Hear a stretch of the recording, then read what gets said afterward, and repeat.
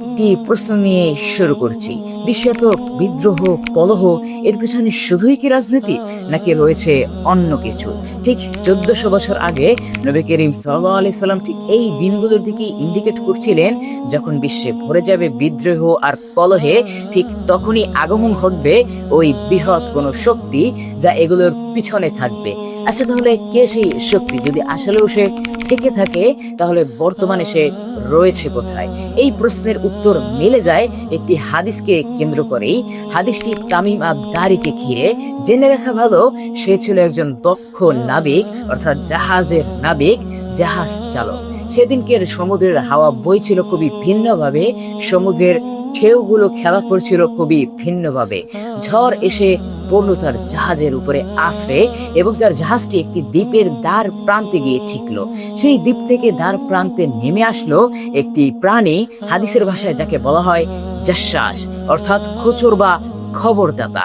সেই প্রাণী এতটাই লোমস্য আকারে ছিল, তার মুখটা লোমের জন্য দেখা যাচ্ছিল না, তামিম আদ-দারি দেখতে পায়নি। সেই প্রাণী ইন্ডিকেট করলো তাকে একটি ঘরের দিকে। যখন তামিম আদ-দারি সেই ঘরে পৌঁছালো, সে দেখতে পেল বৃহৎ আকৃতির একটি লোক শিকলে আবৃত অবস্থায় আছে, এবং তার পুরো শরীরটাই শিকল দ্বারা বন্দী করা, যেন সে কিছুর একটা অপেক্ষায় রত রয়েছে। সে তামিম আদ-দারিকে কিছু প্রশ্ন করলো। প্রশ্নগুলো হচ্ছে এই: বাইসেমের খেজুর গাছে এখনো কি ফল দিচ্ছে? নাম্বার 2, তারবিয়াত হ্রদে কি এখনো পানি আছে? নাম্বার 3, উম্মে নবীর আগমন কি ঘটেছেন? তামিম আদ-দারি বললেন দুটোটাতেই হ্যাঁ, এবং তৃতীয়টাতে বললেন হ্যাঁ, তার আগমন ঘটেছেও এবং মানুষ তাকে মেনেও নিয়েছে। সহিহ বুখারী 2942 নং হাদিস।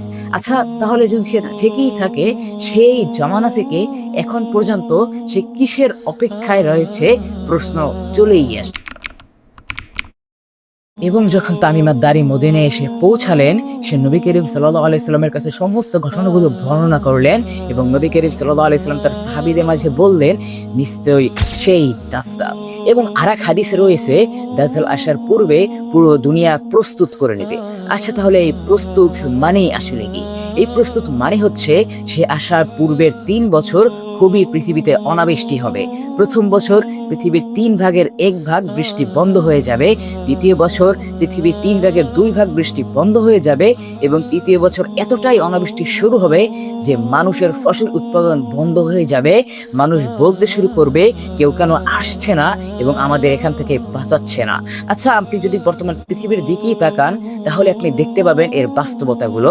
2020 সালের করোনা ভাইরাস, 2021 সালের খাদ্য সংকট, 2022 সালে রাশিয়া ইউক্রেন যুদ্ধ এবং গমের দাম বৃদ্ধি পাওয়া, 2023 সালে গাজায় যুদ্ধ শুরু হওয়া, 2024 সালের জলবায়ুর বিপর্যয়। আচ্ছা, এই ঘটনাগুলো কি সেই অনাবৃষ্টির দিকে ইন্ডিকেট করছে না?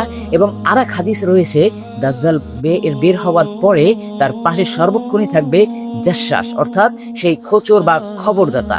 বর্তমান গুগল এআই টেকনোলজিগুলো ঠিক একই কাজ করছে। এর প্রমাণস্বরূপ সিআইএ এর কর্মকর্তা 2013 সালে পালিয়ে গিয়ে একটি খবর পাবলিশ করেন যে সমস্ত মানুষের সমস্ত কার্যক্রমগুলোই সার্বক্ষণিক পর্যবেক্ষণ হচ্ছে এই টেকনোলজিগুলোর মাধ্যমে। এবং আরেক হাদিসে রয়েছে দাজ্জালের 2 হাতে, এক হাতে থাকবে জান্নাত এবং আরেক হাতে থাকবে জাহান্নাম, কিন্তু আদৌ তার জান্নাত জান্নাত হবে না, তার জাহান্নাম জাহান্নাম হবে না, হবে উল্টো। অর্থাৎ সত্য এবং মিথ্যার পার্থক্য মানুষ বুঝতে পারবে না।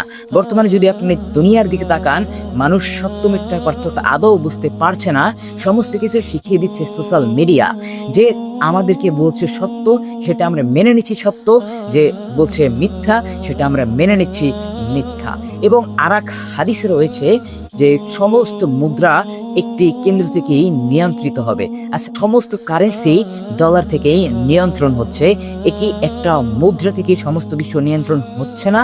ইন্ডিকেট কি করে না সেই ঘটনার দিকে?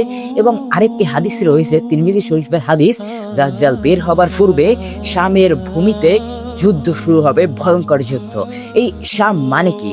শাম মানে হচ্ছে সিরিয়া, ফিলিস্তিন, লেবানন এবং জর্ডান। আচ্ছা, ফিলিস্তিনি যুদ্ধ, লেবাননে এত যুদ্ধ, জর্ডানের যুদ্ধ, এগুলো কি সেই ঘটনার দিকে ইন্ডিকেট করছে না? সিরিয়ার ভূমিতে যুদ্ধ কি হচ্ছে না আদৌ? অনেক তো হলো ঘটনাগুলো। এবার আসে কিভাবে এর থেকে পরিত্রাণ পাওয়া যায়। এর থেকে পরিত্রাণের রাস্তাও নবী করিম সাল্লাল্লাহু আলাইহি সাল্লাম বর্ণনা করে দিয়েছেন। সেই রাস্তা হলো সূরা কাহাফ। সে বলেছেন তোমরা প্রতিনিয়তই সূরা কাহাফ বেশি বেশি তিলাওয়াত করো, যার মাধ্যমে তোমরা এর থেকে পরিত্রাণ পাবে।